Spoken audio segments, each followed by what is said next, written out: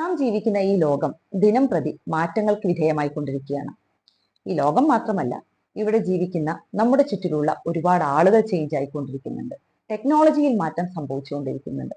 എന്തിന്? നമ്മളുടെ സ്വപ്നങ്ങൾക്ക് വരെ മാറ്റം സംഭവിക്കുന്നുണ്ട്.